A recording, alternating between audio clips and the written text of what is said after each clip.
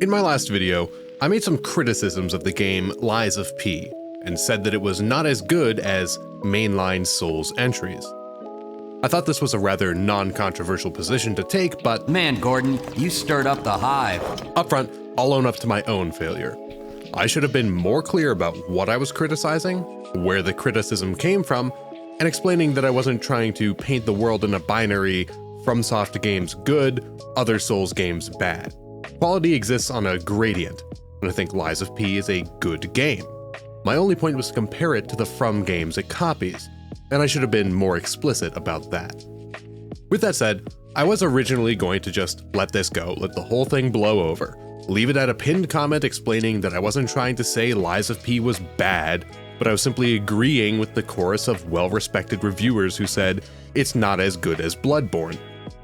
However, despite the pin, I kept receiving comment after comment of people who did not understand this point and seemed to ignore my clarification. So now I will make a rebuttal to criticism here. I primarily want to address one point that I saw repeated in comments because frankly, it's an inaccurate assessment. Many people accused me of not giving Lies of P its due diligence by playing the game before I offered criticism of it. And I think that's a fair thing to ask of someone if they're giving a review of a product. But I was explicit in my video. I was not giving a review of Lies of P.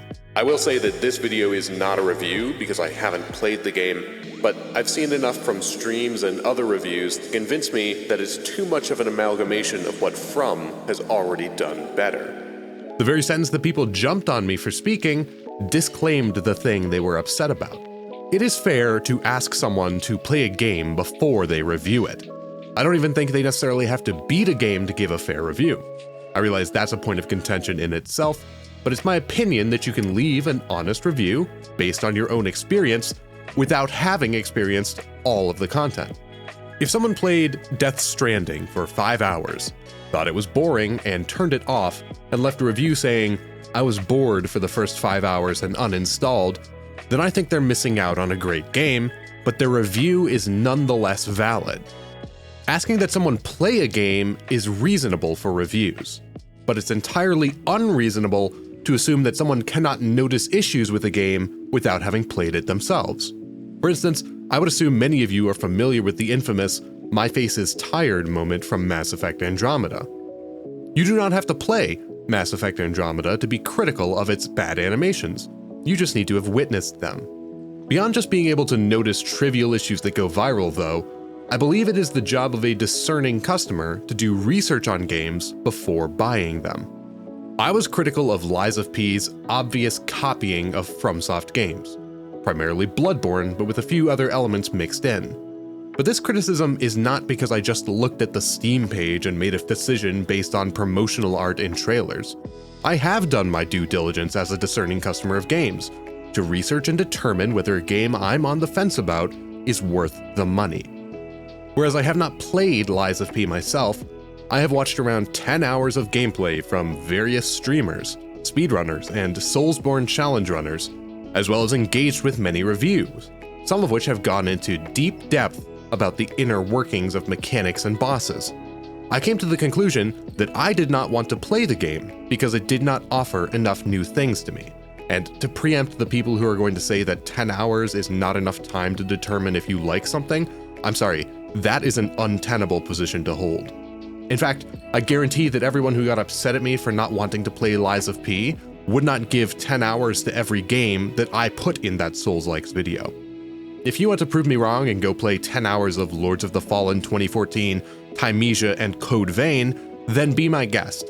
But I think we both know that would just be out of spite and not your regular consumption habits. This is Kannagi Usagi, which you can immediately tell is supposed to be copying Sekiro.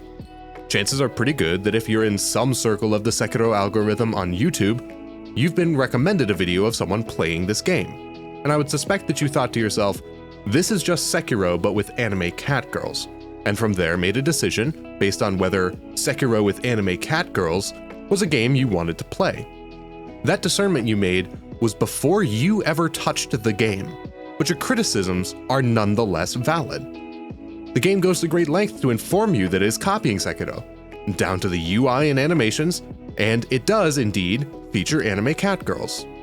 For some of you, you have no interest in anime catgirls, and so that one element of the presentation is enough for you to criticize the game. And that's even a fair criticism. But maybe you just already like Sekiro and don't really care enough to download the game because it's too close to the game you already like, despite its obvious changes to the graphics and functionally just being a boss rush mode. You have not played Kannagi Usagi, but you can tell from doing your research as a customer that you do not want to play it, even though it asks nothing more of you than your time being a free game on Steam. You can still make valid criticisms of Kannagi Usagi just from watching other people play it.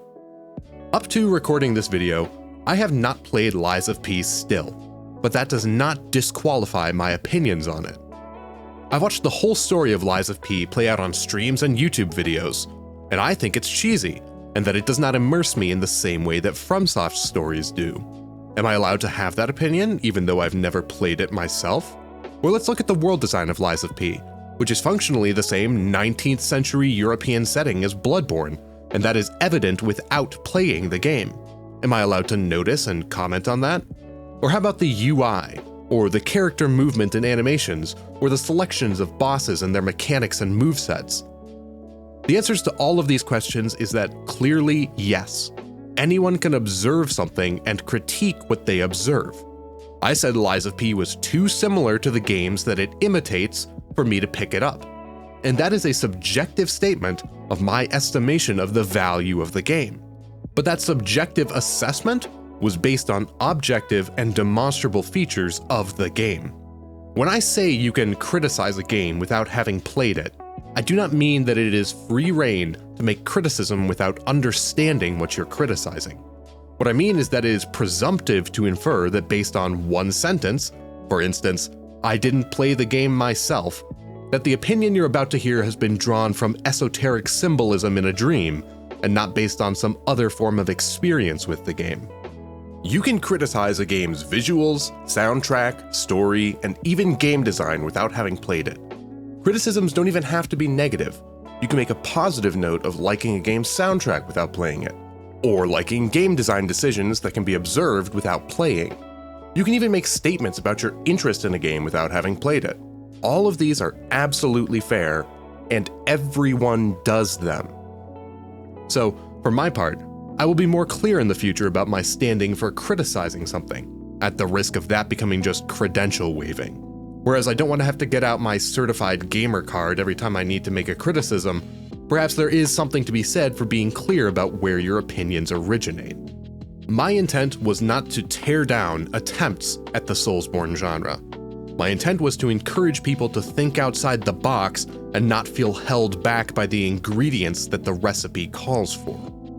My criticisms of Lies of P, as well as the other Souls-likes in that video, was that they were trying to fit themselves into the box of Souls-likes instead of trying to expand out of it. I don't have a neat bow to tie on this one, so I will leave it at that. As always, thank you for watching, and long may the sun shine.